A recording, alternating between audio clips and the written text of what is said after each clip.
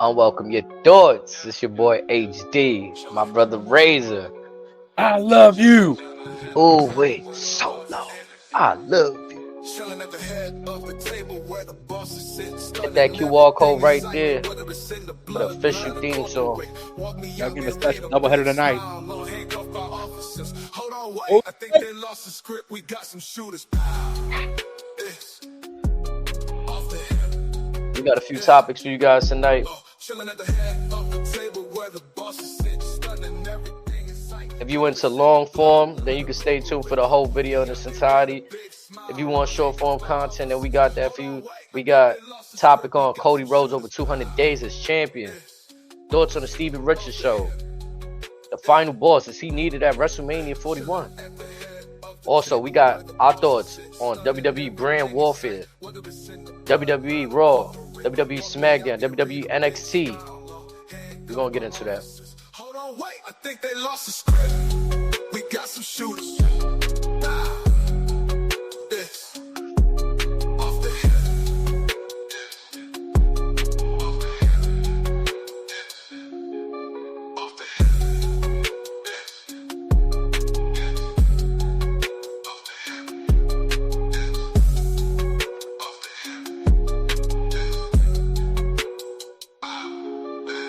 Chilling at the head of the table where the bosses sit, stunning everything in sight. Whether it's in the bloodline or corporate, walk me out the arena, big smile, low, handcuffed by officers. Hold on, wait, I think they lost the script. We got some shooters, pow, it's off the hip.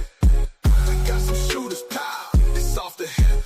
Chilling at the head of the table where the bosses sit, stunning everything in sight. Whether it's in the bloodline or corporate, walk me out the arena, big smile, low, handcuffed by officers. Hold on, wait, I think they lost the script. We got some shooters, pow, pow, it's off the hip. It's off the hip. It's chilling at the head of the table where the bosses. With no further ado, chat, let's get it. We what do you going to want to talk talk about, about? what do you want to talk about? Let's talk about over 200 days as champion. Right up until this point, it's maybe about 240 days. Maybe give or take around there. Maybe 230. But nonetheless, since he's won the championship at WrestleMania, since he's dethroned Roman Reigns, this is the title run. This is our undisputed Universal Champion, Cody Rhodes. Adrenaline in my soul. Oh my God, it's Cody Rhodes. Man, We could put a little asterisk near undisputed. I'm man, saying it. that's a whole nother. We went into the lineage of the championships and what's going on, and man. But my real I'll, conversation, yeah, go ahead. You want to get something? I'll say, although he did technically pin the other champion, so I guess to a degree, yeah, we kind of can call him undisputed Mm, on a technicality. yeah, but you know, he got both belts up off him, so it is Well, what it is. he got a belt and a big ass pinky ring. Man, the big ass pinky ring, that shit nice though. I'm not gonna lie. But this is the part where I will humbly eat crow. Hmm. Honestly, as God is my witness, I did not expect him having the belt this long. Mm.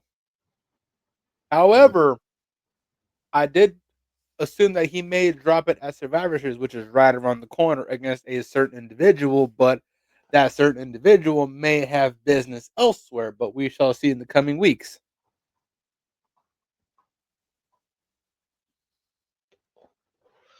Let's take a dive into everything that Cody Rhodes has been doing since winning the championship. Backlash France, The crowd of the year. man. Is it safe to call him that now? Now, Eh, unless Canada can get some crazy at War Games, Leon is up here. Everyone else is roughly over here. Yeah, they've set the standard. I'm not gonna Crown lie. Jewel got close. Was it a Clash got close? Where else did they go overseas? They didn't hit Germany, did they? They did hit Germany for Bash in Berlin. That's yeah. So that one was kind of up there too. Everything else was nothing against it. Just compared to those three crowds specifically, Hmm. and an average. SummerSlam we could respectfully put up there because we have agreed that SummerSlam could plausibly rival both nights of WrestleMania. Yes, I mean SummerSlam was turned up, like, That's what I'm saying. and I'm that was saying in Cleveland, Ohio, right? Like, and I'm saying it's better than both nights of WrestleMania. man, But that Leon, crowd though was on fire, and it's gonna take me into the first point with Cody. He main evented Backlash France against AJ Styles singles match for undisputed WWE Championship. in a night quit match, that honestly, if that crowd wasn't as lively as it was, No, no, that wasn't the I Quit match. That was the singles match. you sure? The I Quit match was at Clash. Okay. Yeah, right before we got the topic going, I got each of the appearances that Cody Backlash was did. Backlash was KO then, wasn't it? Which one? Backlash, Backlash. It was or are they Cody both and AJ? AJ. Yeah, it was Backlash, Cody and AJ in the singles match main event. And then at Clash they ran it back in the I Quit. Yep. And what was after SummerSlam? SummerSlam would have been Berlin, wouldn't it? That's where I think Cody fought Kevin Owens, if I'm not mistaken. I'm getting it up on the screen right now. Yeah, Cody defeated him there. Yep. So let me slide this one on over. Bash in Berlin came before SummerSlam, or did it come after? No, it came after. Okay, so we're gonna put that one there, and then for some reason, what the I have read it as a reference.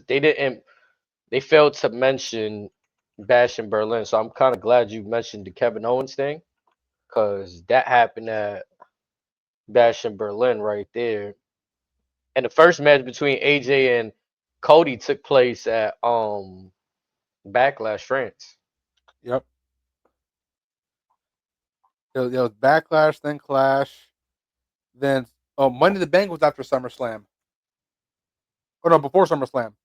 Yep, and it was It was- King and Queens of the Ring. Cody defeated Logan Paul. So Yep. right after AJ Styles, the first run with AJ Styles,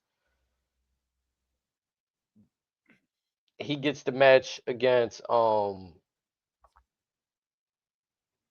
this happened May 4th. Okay. So May 4th, we got Backlash France, Cody versus AJ Styles main event. The match went on for 27 minutes, which I felt like the first time around, if my memory serves me correctly, I thought this would have been a cool time for them to kind of spin the angle on the Bullet Club stuff, or have a way where we seen the Tongan, or at least Tama Tonga at that point, with Solo. So I thought like we might have got something there with AJ, but it was just AJ versus Cody like that. No mention of Bullet Club stuff. Like, Dude, I don't even remember if we saw the Good Brothers or not in that match. nah, yeah, it was none of that from my memory, if it serves me correct. So then after that, we move on to May 25th. Same month. In a match that, again, if the crowd wasn't as lively as it was, for anyone else, it would have screamed a death note. The point of no return, because that finish of that match was ugly. This was the Cody and Logan one and King of the Queen of the Rings. I'm talking about the I Quit match.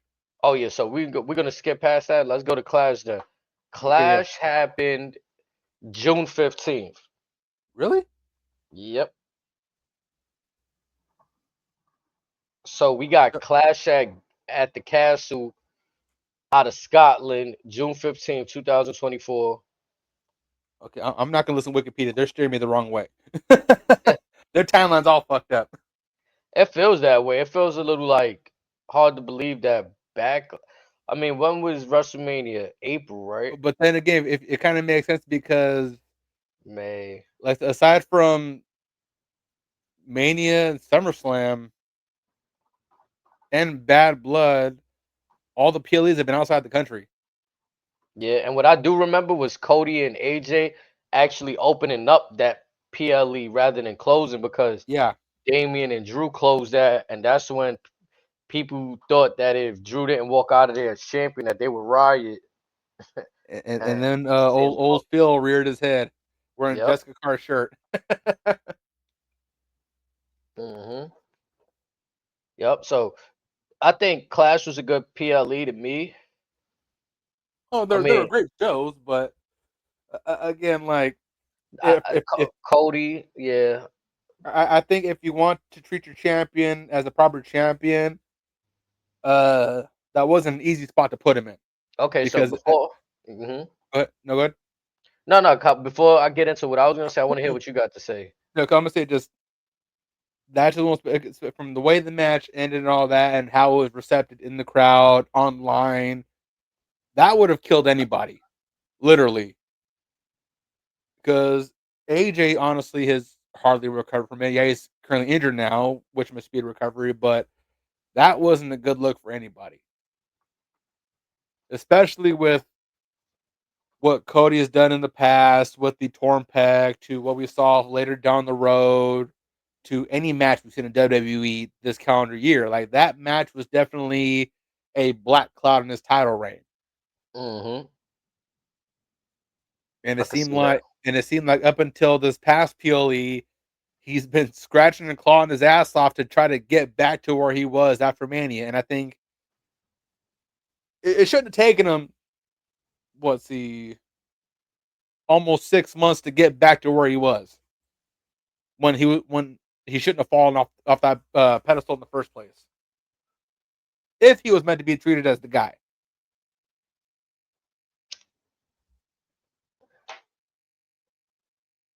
I could see that. So what I was really gonna say was I want to know or get our ratings on what we thought of each match he's had in these PLEs. The first one I'm gonna ask is main event right there. And hold on, what it says right here, wrestling journalist Dave Meltzer rated the heavyweight match 3.5 stars. Actually, hold on. Is that the right one? Because there was two heavyweight matches. That sounds about right for Dave. Oh no. The undisputed WWE Championship match, 5 stars, making WWE's first 5-star rating of 2024. Cody and AJ? Yeah, that's what this week Wikipedia is saying. Wrestling journalist Dave Meltzer rated it 5 stars for the undisputed WWE Championship match. I mean, again, it's AJ. What do you expect? Now, but again, but again, from a wrestling standpoint, I knew they was gonna put on a phenomenal match, no pun intended, right? But I wanted a little bit more out of like, okay, if I go into this knowing that Cody's not gonna lose the championship, I want a little tease of history here, an Easter egg or something. something. And like I said, this was around the time where Tama Tonga showed, right? Yep. Give or take. Yeah. Oh, matter of fact, it might have been the show before. Tama Tonga was already in the first SmackDown after Mania. Yeah. Yep. So and again, like we always contemplate again, like is it gonna be at the Bloodline? Are we gonna tease the Bullet Club stuff since everybody but Bad Luck Fale is in WWE on the main roster? It would have been nice to even incorporate the Good Brothers in there. Yep, I But agree. To me, that's why I give like the overall vibe of this collectively, not just the match, the build up, everything. I'm gonna give this a 4, a rating of 4. The build up leading into everything.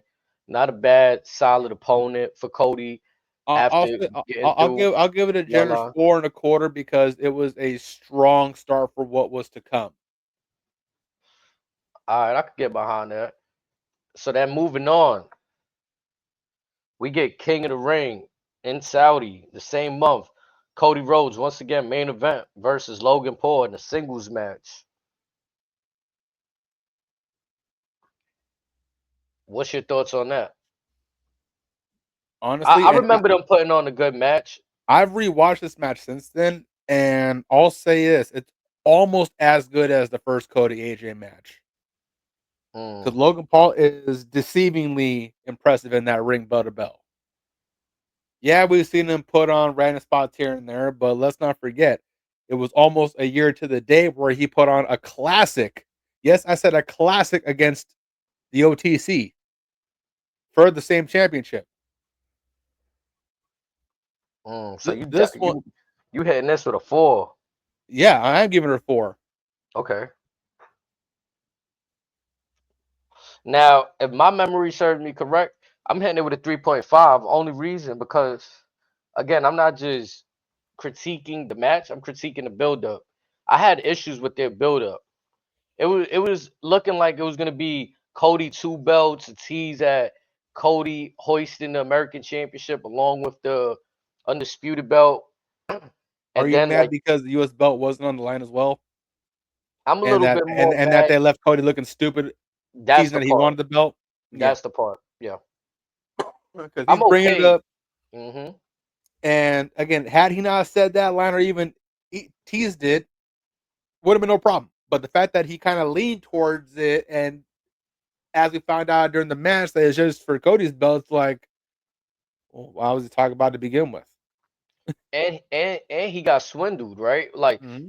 one of the weeks when they doing the contract signing, Logan Paul's like, hey, we only fighting for your title. We ain't fighting for mine. Like, ain't no way. All this could have easily have said, "Well, Logan, no, read the contract. It's for both. Your lawyers approved this. Hmm. Problem solved." Instead, they left, like you said, Cody looking a little stupid. Like his character looked like, oh, how could you fall for something so, and you being so naive? And it was just weird. And then after you got, you still agreed to the match. Like, yeah, you know what? Well, I would put up my championship against you. Because I'm that kind of guy. Yeah, it just that's what started to like anger me a bit with Cody's run right here. So for me, I have to give this build up along with the match a 3.5. I wish I could have rated it a little higher, but if we're going on a 5 standard, I'm sitting right there comfortable at a Yeah. 3.5. Again, like I, I'm looking at the build of something different. I'm just going purely off the match. No, and I respect that. I just want to Yeah. give the folks out there a little insight because when we're talking about these 200 days, I want to dissect a little bit more just the match itself because there is weeks of build up leading into the match, right? Weeks of Correct. of the 200 days. So I just want to give them a little insight on that as well as giving them the recap of these PLEs that he's made either defended the championship or just have been appeared on, like we alluded to on our Raw recap. What if he appears on War Games? This would be Ooh. another PLE, and this would be 2 PLEs back to back in which he doesn't defend the championship. Now, that could be many of reasons and conversations. Do they have anybody for Cody? Are they keeping him protected for something better down the road? I'll get to that once we finish up this calendar year. Yup, so let's get it. And then the next PLE is that also Clash at the Castle that we love. Man, open tonight. Cody Rhodes versus AJ Styles in an I Quit match. 27 fucking minutes. The longest match of the night. Even longer than Damian versus Drew McIntyre. And this is one of those. It was a highly anticipated rematch. Now, granted, I Quit matches are it's a very hard stipulation to follow through with.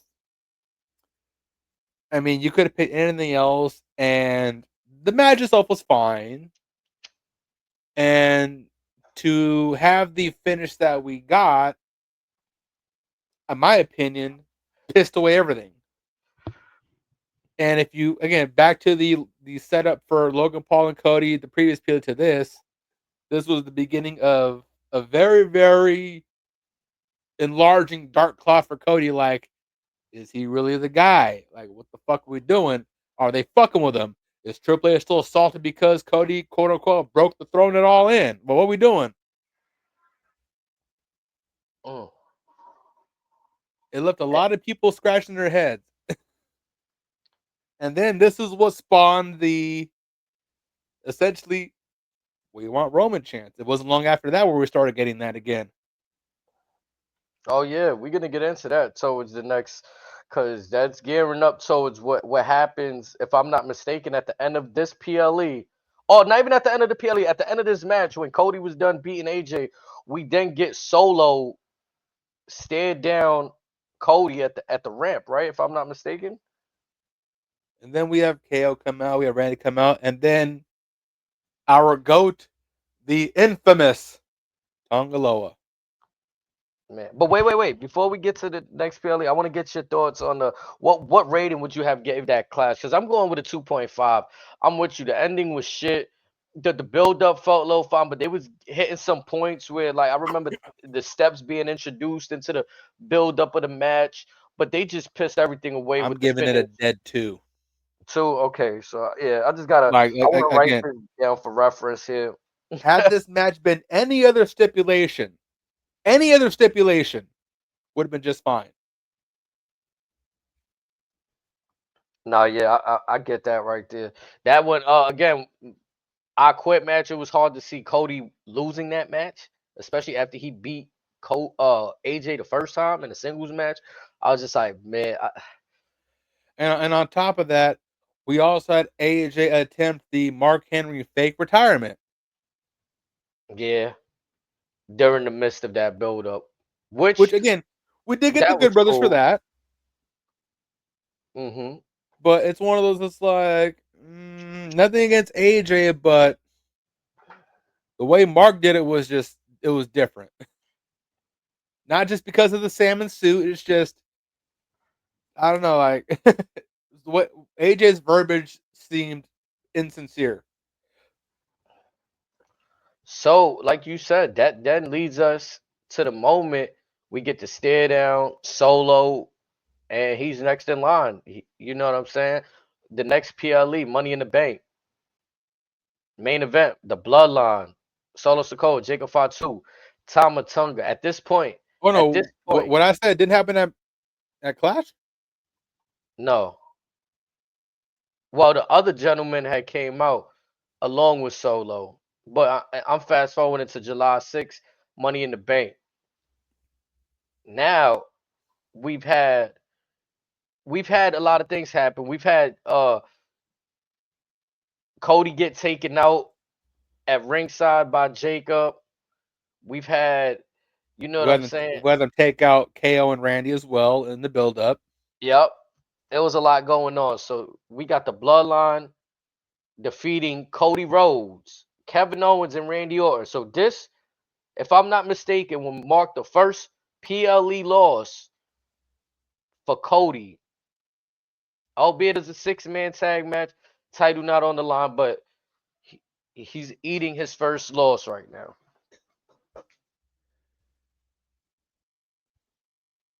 Now the match itself, I wasn't mad at because again, as in hindsight, we're building up Solo for something bigger.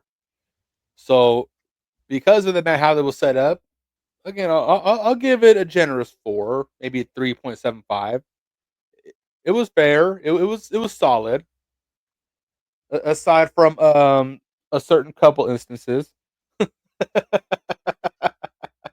Yeah, that's when we get the man. Aside from, I'm not putting that on Cody or Solo. But I'm there with you. I give that one a 4. I felt like I It was was just fun. yeah, I was at that time I was just a little disappointed Kevin Owens being inserted into things, but and also taking Cody away from a potential like title defense.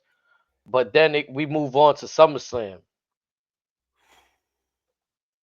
Cody Rhodes main event versus Solo Sikoa. A 29-minute match, Bloodline Rules match.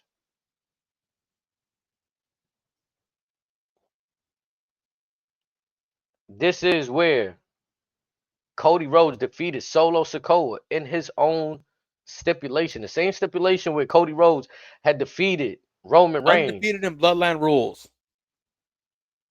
Mm. But I'm gonna be honest, I was surprised by how well this match was. I'm giving it a 5 Mm. because, in my opinion, it was Cody's bounce back from the bullshit from the previous months, and also I felt like it was a defining coming out moment for Solo as he can hang with the big boys. And that's why I'm gonna give this a 4.5 because I actually enjoyed the title defense that Cody and that cage match between Cody and Solo.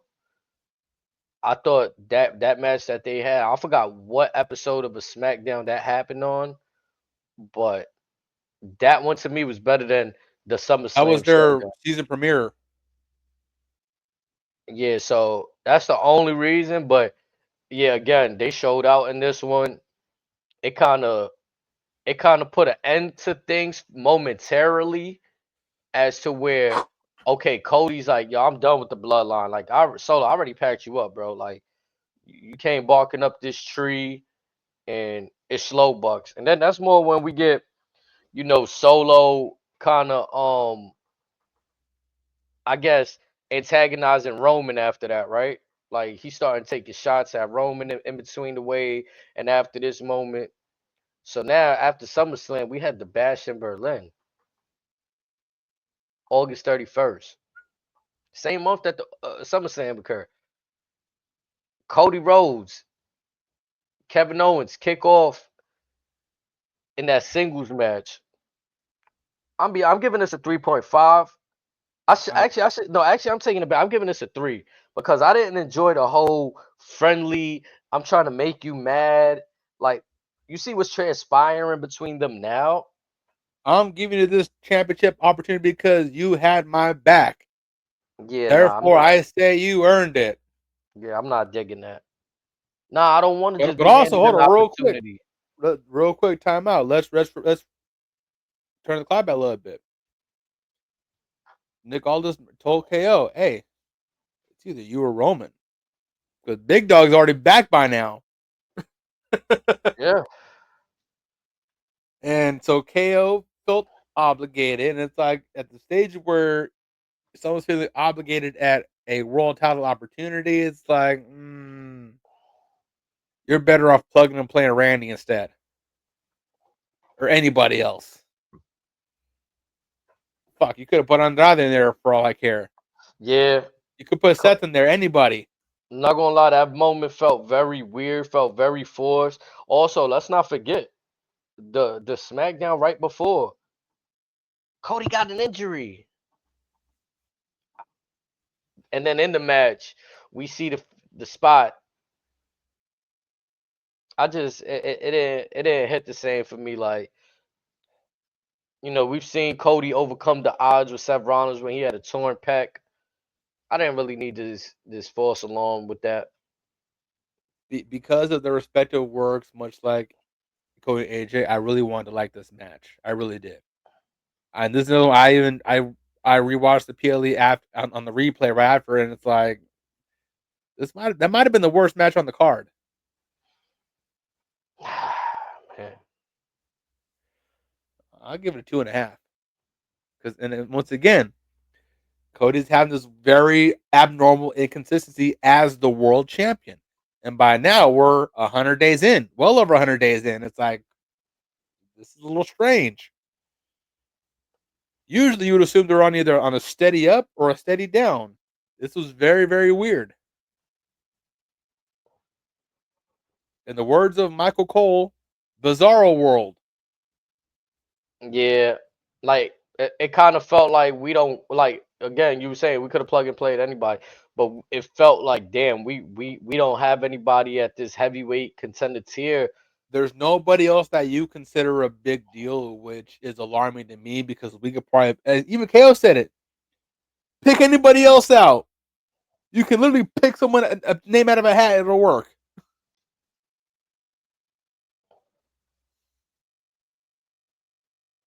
KO knew it. We saw it, and we're like, nope, KO was right. You know what I feel like about also, I could be wrong, but I think SmackDown was played with aging talent, injuries, and the younger talent that they do have there. Is it really a believable matchup? Like when we seen Carmelo challenge, not for the title, but when Carmelo came up first night on SmackDown and aimed high for Cody, and you know there was some mishaps out there. Things didn't look as clean. Okay, now I know this particular person isn't quite ready for an in-ring return, but again, I touched on Andrade earlier. You could have had Charlotte cut a promo talking about how they're both pro nepo babies, as Cody likes to put it. Andrade comes in, snakes Cody from behind, and Charlotte's a manager for her rehab. She's standing by her man. That would have been substantially better than what we got out of Cody and KO. It'll make Andrade even more aura, like he got the queen by his side. Yeah, it put him where us as fans hoped he should have been at since he got called from NXT.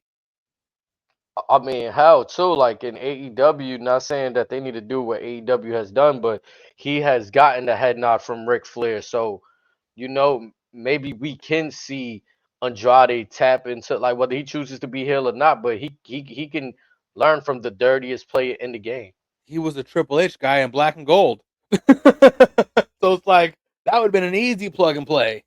Yeah. And like you said with the Ric Flair stuff, shit, Triple H's mentor, his idol is Flair.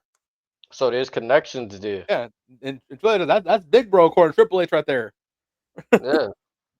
Again, but And, that portion of Cody's timetable could have been so much better. and even so, we don't even need Flair on screen. Like these days, you see, they're not afraid to name drop.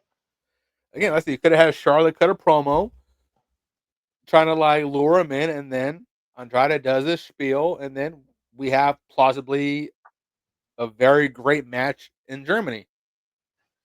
But that was it. I wasn't like again, I wasn't a fan of that. I gave it a 3. Where you sitting at with that one? With the 2, Mm. very very low 2.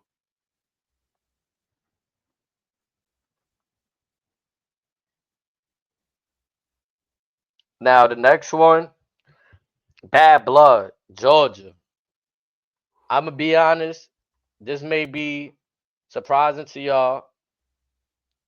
I'm gonna go in and I'm gonna say the build up, everything, the whole gazpacho, the whole enchilada. I'm giving it a 5. I'm up there with you. I like it. It's the union that we never thought we'd ever see. It's essentially this era's version of the infamous 2-man power trip. This is this era's version of the Mega Power, so to speak. This is Superman and Batman together. You name any odd pairing of two deities, so to speak. It was perfect. Man.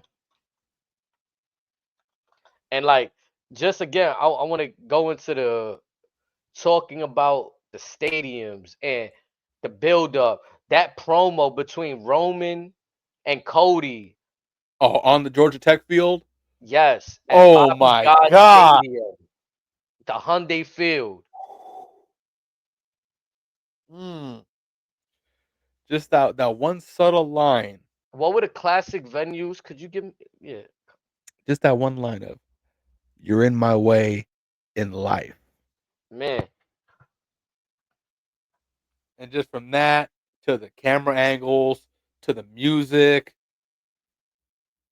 it was It cinema was a movie. personified. It was a movie. Then what transpired at Bad Blood?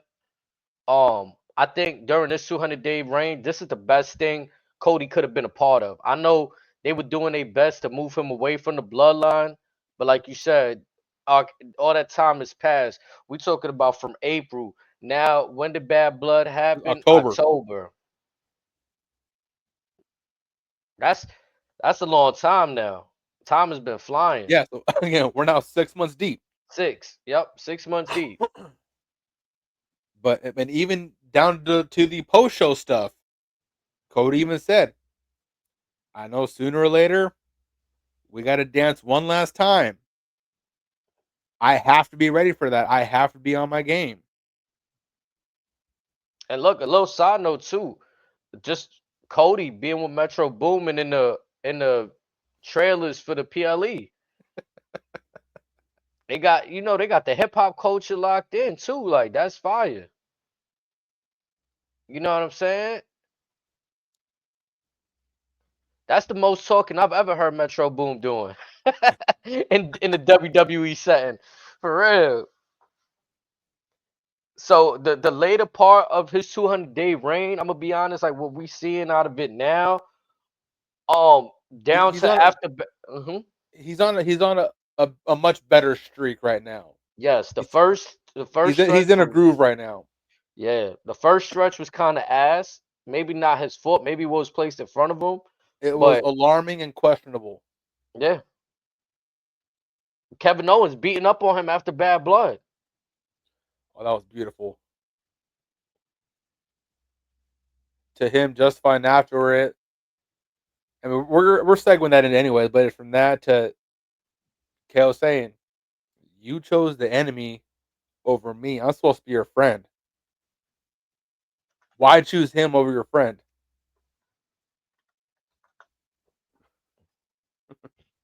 Man, so we both of us got Crown Jewel. I mean not Crown Jewel, I'm sorry, that's the next PLE. Bad Blood sitting at a 5 right there. And moving on to Crown Jewel, because that's the next one I got up here on my screen.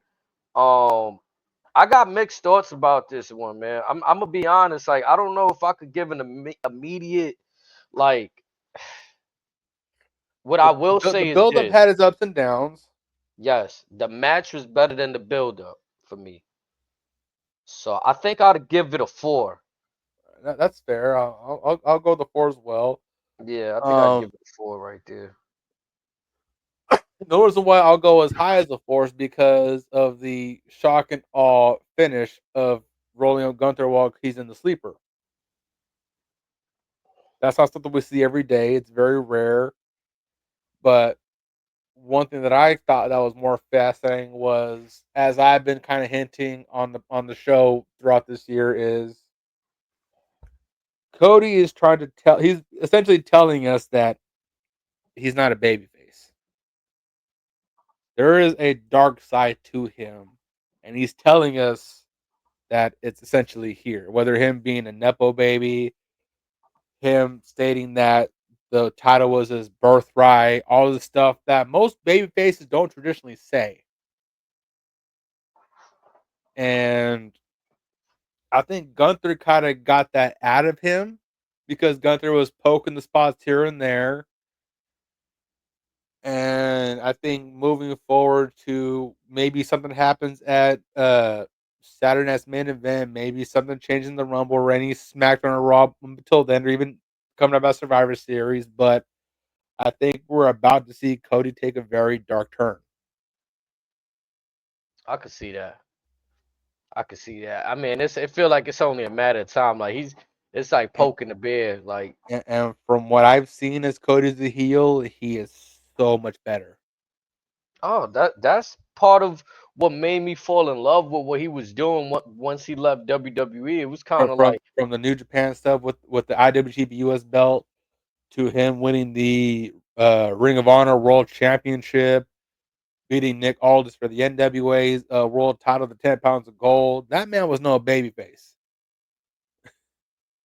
I think the only babyface we seen was in AEW, and that's what started the fans revolted against that when we feel like, hold on, why you change what wasn't like you fixing what isn't broke?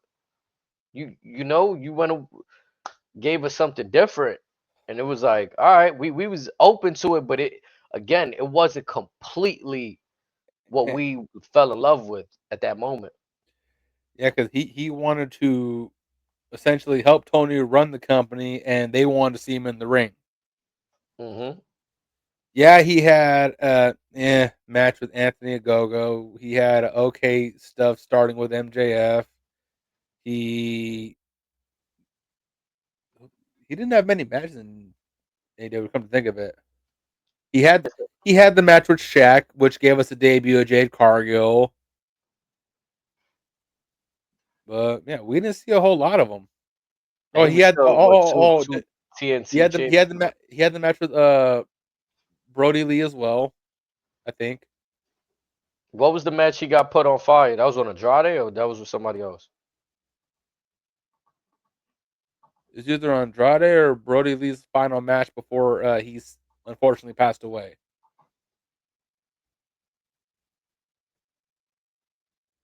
But yeah, it wasn't that many matches he had. But yeah, Crown Jewel was the last one, and then he hasn't been announced for Survivor Series. So in my eyes, until it is announced that he has a match, I'm treating it as he's not on the card yet. If he were to have a match, I have two plausible contenders for him. Option A, which seems like the likely one, he'll run it back with Kevin Owens. Hmm. Option B, the final boss comes for that ass. That would change the whole dynamics of everything. A little bit, yeah. Because now the bragging rights lean. If the final boss beats Cody, now final boss has leverage All the power. or the power.